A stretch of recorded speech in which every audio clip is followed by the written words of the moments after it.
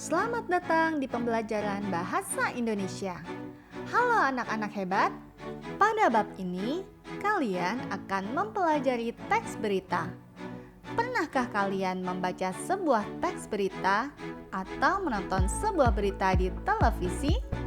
Saat ini, masyarakat sudah sangat mudah dapat melihat berita untuk mendapatkan informasi. Masyarakat dapat melihat berita di berbagai media, baik di media cetak maupun media elektronik. Agar kalian dapat memahami materi ini dengan baik, kalian perlu fokus dalam mempelajari bab ini. Selamat belajar! Sudahkah kalian membaca berita hari ini? Berita apa yang sekarang sedang hangat? Saat ini, kita sangat mudah mengakses sebuah berita. Kita dapat mengakses berita dimanapun dan kapanpun kita mau. Dengan membaca sebuah berita, tentunya wawasan kita akan bertambah luas. Tahukah kalian apa yang dimaksud dengan teks berita? Menurut Kamus Besar Bahasa Indonesia, berita memiliki beberapa makna, yakni yang pertama, cerita atau keterangan mengenai kejadian atau peristiwa yang hangat atau kabar. Yang kedua, laporan, dan yang ketiga, pemberitahuan atau pengumuman. Dengan demikian, berita adalah teks yang berisi kabar terkini tentang sebuah peristiwa yang terjadi di suatu tempat. Dengan membaca atau mendengarkan teks berita, kita dapat memperoleh berbagai informasi mengenai suatu hal. Bertambahnya informasi berarti bertambah pula wawasan kita, sehingga kita dapat berpikir secara menyeluruh, efektif, kreatif, dan kritis terhadap suatu masalah yang terjadi di sekitar kita.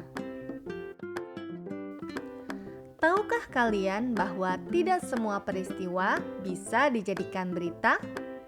Ada unsur-unsur yang harus dipenuhi oleh sebuah peristiwa sehingga layak menjadi sebuah berita.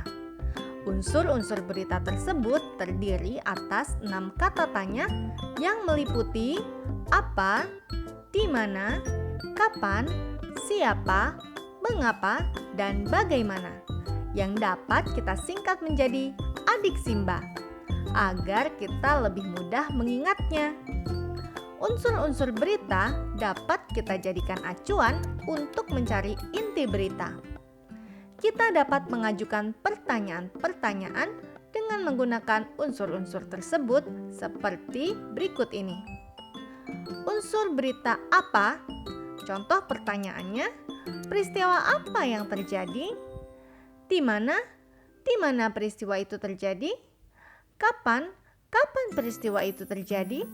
Siapa? Siapa yang mengalami peristiwa itu? Mengapa? Mengapa peristiwa itu terjadi? Bagaimana? Bagaimana proses terjadinya peristiwa itu? Jika kalian bisa mengidentifikasi unsur-unsur berita, kalian bisa mendapatkan inti berita atau pokok-pokok berita. Pokok-pokok berita membuat kita lebih memahami isi berita.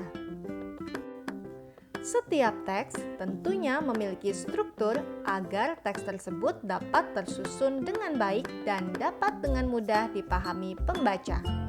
Begitu pula dengan teks berita. Struktur teks berita terdiri atas judul berita, teras berita, isi berita, dan ekor berita.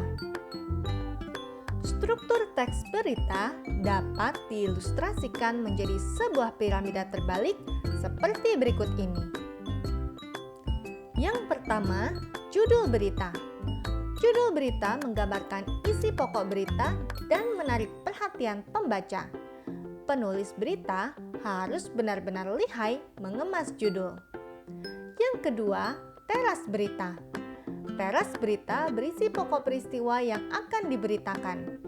Biasanya, dalam bagian ini tergambar apa, di mana, kapan, siapa, mengapa, dan bagaimana peristiwa terjadi, atau biasa disingkat dengan adik Simba. Teras berita memuat berita paling penting dan paling menarik yang menjawab pertanyaan adik Simba. Teras berita merupakan bagian terpenting karena bagian ini memuat isi pokok sebuah berita. Yang ketiga, isi berita.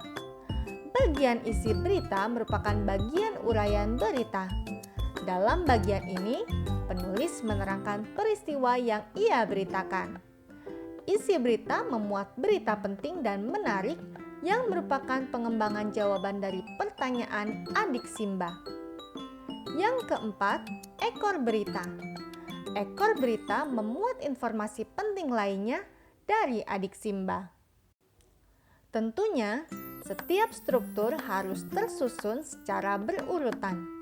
Susunannya tidak boleh diacak ataupun dibolak-balik. Struktur teks berita harus tersusun secara sistematis agar dapat dipahami dengan baik oleh pembaca. Demikianlah materi tentang teks berita. Terima kasih telah menyimak materi ini.